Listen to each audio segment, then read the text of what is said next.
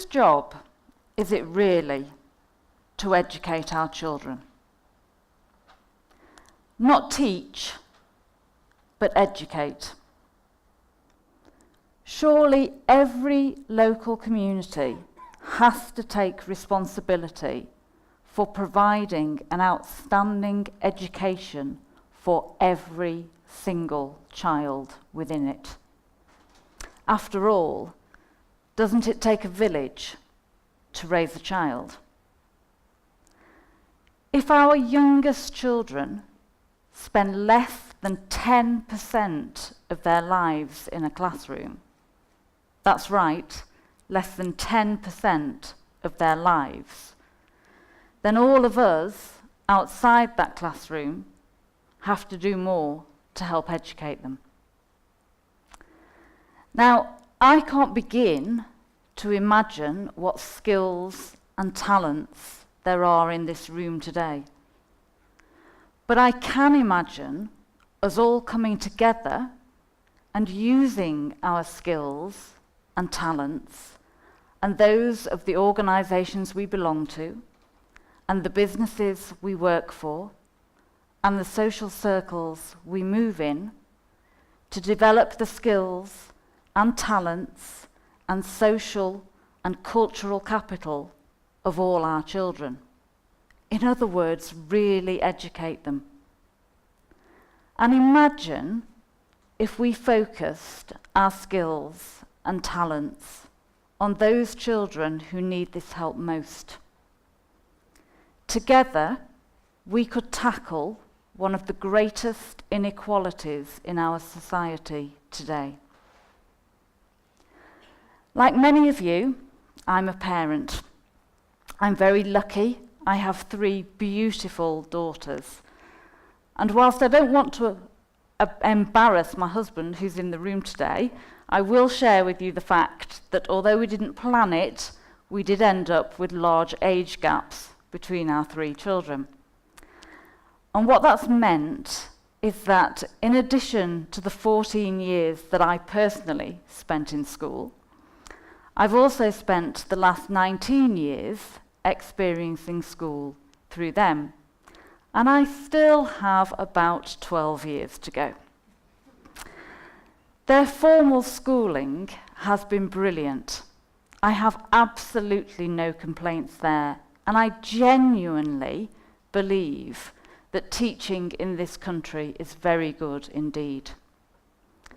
Unfortunately, though, I'm convinced that education in this country is fundamentally flawed. Why? Well, in my professional life, I work for a charity. It's a charity that encourages all children, regardless of their background, to get out there and have a go at structured learning activities that take place beyond the school curriculum and outside of the school day. So activities like after-school clubs that teach children to program computers, to take part in team sports, or even maybe to grow and cook their own food. Activities which encourage children to have fun, make new friends, and what we term learn by stealth. We know from our work and from academic studies that if your child takes part in these sorts of activities by the time they reach the age of 7, they will go on to perform better in their school tests at age 11. And we also know that these activities are directly connected to the development of social skills and future aspirations. So I know that formal schooling doesn't work in isolation. And I think deep down, we all know this. As an example, how many of you could put your hand on your heart and with total and complete honesty say, I got where I am today as an adult purely and solely based on what I learned in school? Not many of you, right? Let's face it, exam results will only ever get you so far. They can open doors, but they will never give you the skills and confidence to walk through them. Now, I know I'm biased, but not only are my daughters beautiful, but they are turning into confident, resilient, sociable young women because their formal schooling has been coupled with out-of-school activities. Over the years, they've done ballet, athletics, drama, rugby, army cadets, the list could go on. All great activities which have helped to develop their skill set, but more importantly than that, have given them the opportunity to get used to coping with unknown faces in unfamiliar places. But all those activities cost money. So what happens in our society is this. Those of us that can afford to encourage our children to do this stuff, do. But if your parents can't afford to grant you access to those sorts of activities, then generally you just don't get the opportunity to do them at all. And it's those children who are denied those opportunities that tend to fall behind at school, lack self-confidence, and fail to develop career aspirations. Generally, they're the ones that won't fulfill their potential, and they're the least likely to go to university or access a skilled career. There are about 900,000 children in UK primary schools who are eligible for free school meals. That means their parents are on really low incomes. That's a big number, and it's a difficult number to get your head around. So visualise for me, if you will, Wembley Stadium. Its seats packed full of children under the age of 12. Now picture for me 10 Wembley Stadiums. 900,000 children.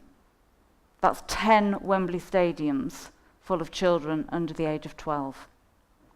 And now imagine that every single one of those children was likely to be lagging behind already educationally when they started school at the age of 4. And imagine every single one of them is quite likely to be in a school that doesn't have great extracurricular provision. And all of them, so every single one, is less likely than their better off friends to benefit from a rich learning environment at home. What's really worrying is experts predict that at current rates it will take 120 years before disadvantaged teenagers in this country can expect to achieve the same qualifications and therefore face the same choices and chances in life as their better off peers. In what sort of society is that okay? It is totally unacceptable in this day and age that where you get to in life depends more on where you come from than where you aspire to go to. So surely where you come from has to play a greater role in giving you the best start in life. The reality is, we're not taking enough advantage of the massive amount of time our children spend outside a classroom or the assets we have in our communities to ensure that all our children benefit from informal learning time, and we're certainly not doing it for those children who really need it. My youngest daughter, Ava, is 6. And before Ava started school, we went to one of those new parents' evenings that you get invited to.